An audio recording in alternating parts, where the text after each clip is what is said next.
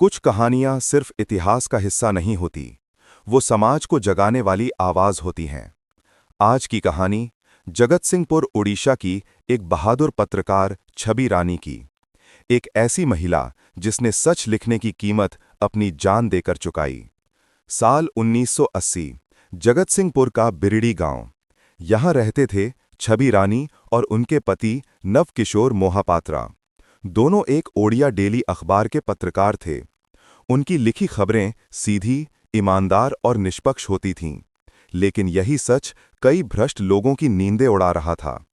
उन्होंने सार्वजनिक वितरण प्रणाली (पीडीएस) में हो रहे भ्रष्टाचार, एक बेईमान व्यापारी की करतूतें और सत्ता के कुछ नेताओं के गलत कामों को बेनकाब किया, और यही उनकी जिंदगी की सबसे कठिन लड़ाई की शुरुआत थी। छवि रानी और उनके पति को धमकियां मिलनी शुरू हुईं। कभी घर में पत्थर फेंके गए, कभी रास्ता रोका गया, कभी चेतावनी दी गई कि अगर खबरें नहीं रोकीं तो अंजाम बुरा होगा। लेकिन छवि रानी डरी नहीं। उनकी कलम सच का हथियार थी, और वही सच अपराधियों को सबसे ज्यादा खटक रहा था। 3 अक्टूबर 1980 की रात, छवि रानी और उनके पति ने फैसला किया कि वे गांव छोड़ देंगे।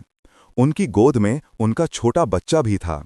वे रात के अंधेरे में बिलुआ खाई नदी के किनारे पहुंचे, लेकिन रास्ता पहले से घेर लिया गया था।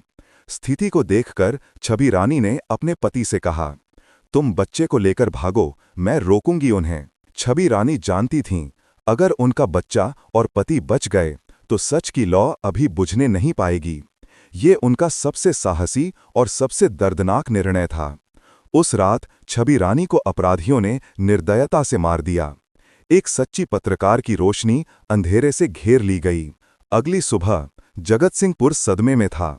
गांव की गलियों में सन्नाटा था, लोगों की आंखों में सवाल थे और हर दिल में गहरा दर्द।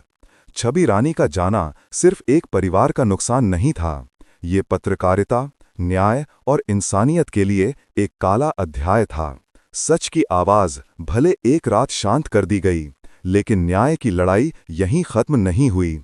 जिला न्यायाधीश कृष्णचंद्र कर ने राजनीतिक दबाव के बावजूद 8 आरोपियों को उम्र कैद की सजा सुनाई, लेकिन 1993 में ओडिशा हाईकोर्ट ने सभी आरोपियों को बरी कर दिया। नवकिशोर और उनके समर्थक टूट गए थे, फिर भी हार नहीं मानी।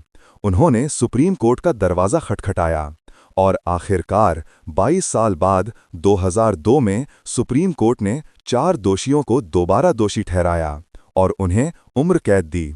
यानी न्याय मिला, लेकिन बहुत देर से। छवि रानी का मामला भारत की न्याय प्रणाली में एक मील का पत्थर बना। ये कहानी हमें सिखाती है कि पत्रकार सिर्फ खबर नहीं लिखते, वे समाज का आईना बनते हैं, और कभी-कभी इस आईने को बचाने के लिए उन्हें अपनी जान तक देनी पड़ती है। जगत सिंहपुर आज भी छवि रानी को सम्मान से याद करता है और उनके परिवार की हिम्मत को एक प्रेरणा मानता है। छवि रानी, आप सिर्फ एक पत्रकार नहीं थीं, आप साहस थीं, सच थीं, हिम्मत की आवाज थीं।